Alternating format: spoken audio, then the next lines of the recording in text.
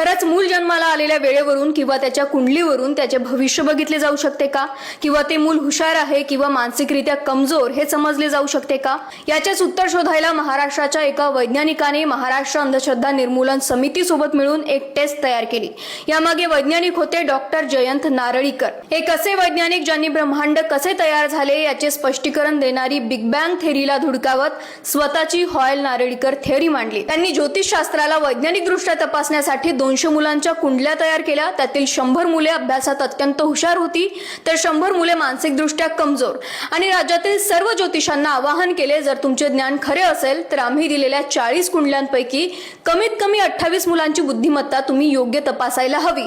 पण सर्वात मोठ्या ज्योतिषाने सुद्धा केवळ 24 उत्तरे बरोबर दिलीत। एका हॉस्पिटलमध्ये बरेच मुले जन्माला येतात, त्यांच्या जन्माची वेळ आणि ग्रह जर एकच असेल तर त्यांचं आयुष्य एकसारखं का नसतं? बरं, मग जुळ्या मुलांचं सुद्धा भविष्य वेगळं वेगळं कसं असू शकतं? जर ग्रहांवरून भविष्य ठरत असेल तर जगातील अब्जावधी लोक फक्त 12 राशींमध्ये कसे मोडतात आणि त्यांचे स्वभाव फक्त 12 प्रकारांमध्ये मोडतात का?